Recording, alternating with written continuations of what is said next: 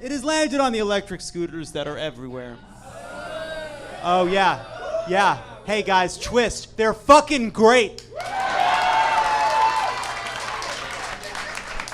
Wait a minute. I saw people who said boo now clapping. Yeah. Yeah, you want to see a sheep ride a scooter? Those scooters are great. And I owned an electric scooter when I lived in the District of Columbia. Because at first I had a bike, but when you bike in DC in a suit, you end up disgusting. Then I got an electric bicycle that had a little motor on it, but then I locked it at 17th and L, but thought I locked it at 16th and M, and then I thought it was stolen. And then 4 months later, I happened to be at 16th and L. I was like, oh, it's my fucking bike. It wasn't stolen. It was right here the whole time. But by then it had snowed and rained, it snowed and time had passed. It was just a rusted old hunk.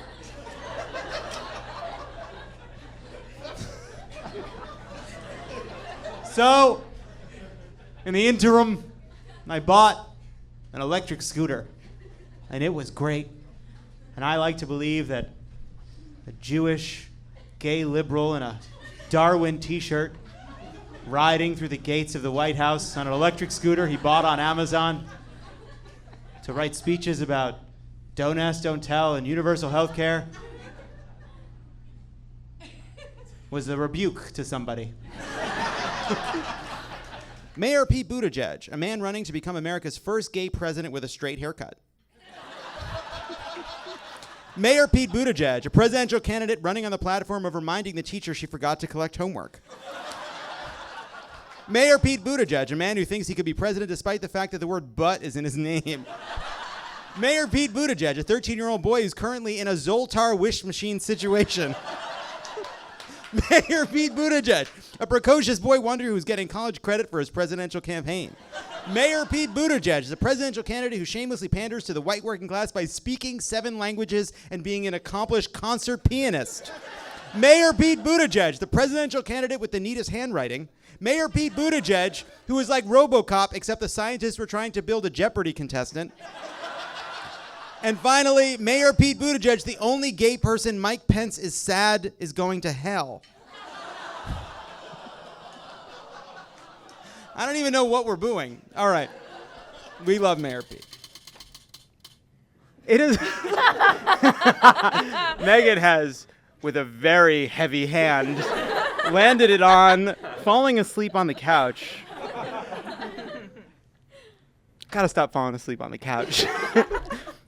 I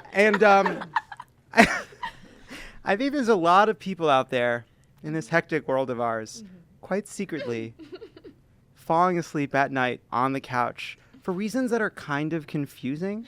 Like you know that it's time. There's one. You know it's time to get ready for bed. You know this. You know also that you've not been following the last 10 minutes of Homecoming or the last 10 minutes of The Baking Show. You know that you're losing it. Your eyes are closing. You're falling asleep. And yet, you do this thing where you're like, it's good. You're like, it's fine. Like, I know it's bad. I know that I ate the last bit of chocolate-covered cashews, and it is gross. But it's also fine. I'm going to fall asleep here. And it is the worst fucking sleep. And we do it again and again. I'm looking at a lot of people who do it. It's one of the darkest secrets in America right now. Because we're so, like, there's too many people to respond to. There's too many texts you miss. There's too many things you had to get done today. And every single day you fail. And that last step of going to bed is the admission. It is the admission of guilt that once again you did not forward the mail from the old person who lived at your house. And they're never going to get that Etsy package. And what is in there? What's in there? You were supposed to send that today. That is too specific. Yeah, that's the part where it got specific. Speaking of Obama-Trump voters, apology not accepted. Face what you did. You have given us Paul Ryan. You have given us Scott Walker. And you have given us Donald Trump. Two of your main exports are dairy and assholes. Let's just be honest. We're caught a bit flat-footed by what happened here in 2016. I feel like everyone here was pretty surprised when they woke up. Let's admit it. Would have knocked on a couple more fucking doors. All right. We wake up on that Wednesday, November of 2020, and Wisconsin shits the bed again. Buckle up. You'll never see me again. And Tommy and John may want to come, but I won't let us. The people we have needed to figure out what the fuck is going on are the worst fucking people in the world. We got Omarosa on Big Brother talking about nuclear proliferation. Got Michael Cohen, who got his law degree in the mezzanine level of Shea fucking Stadium.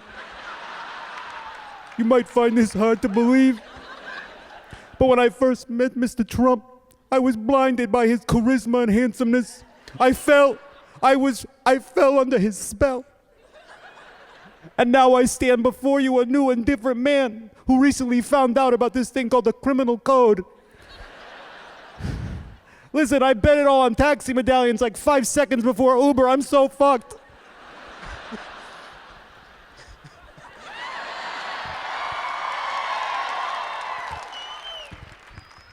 Unbelievable. There are two kinds of people in this world. People who think lox and cream cheese on a cinnamon raisin bagel is gross, and people who have tried it. Because let me tell you something. I was born on the Upper East Side of Manhattan. Don't say stop to me, it's true. I was raised surrounded by bagels. My first memory is of bagels. Every day, the morning begins with bagels. You open the freezer, there are bags of frozen bagels. Because sometimes you buy too many bagels and you freeze them. Because you go to the deli and you say, give me a dozen, a mix. Yom Kippur is coming. You know what there's gonna be for dinner? There's gonna be bagels. So no one tells me how to eat a fucking bagel. Love bagels. And cinnamon raisin bagels with fish on them is delicious. Yes, cinnamon raisin with tuna is good. Cinnamon raisin with whitefish salad is good. Cinnamon raisin with lox and cream cheese and a slice of tomato is delicious. And if you tell me that fish and cheese and cinnamon and raisins don't go together, if that's wrong, I don't want to be right. Fish and raisins are good. Spin it again. It has landed on millennials killing Hooters.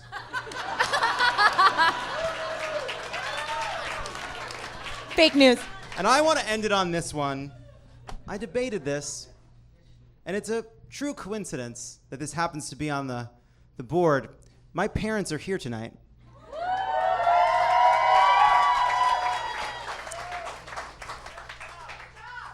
Good job. Robert Lovett. Do you remember when I was maybe 13 or 14 and you took me to Hooters?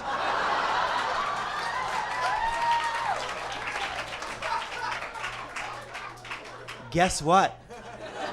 It didn't work.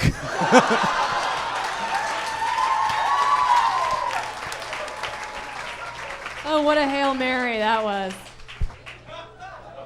And I sat at that table, and remember, it's a high top table, and given my size as a 13-year-old, which is proportional to my size as a 36-year-old, I remember where my eye line was, and it was Hooters height. And I remember sitting there in silence, and I remember turning to you and saying, I want to leave.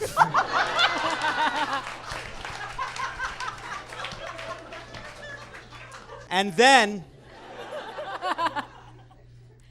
we went to White Castle and we ate in silence.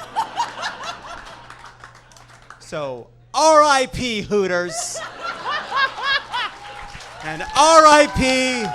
to all the wonderful experiences of dads taking their soon-to-be gay sons to fucking Hooters. And that's our show.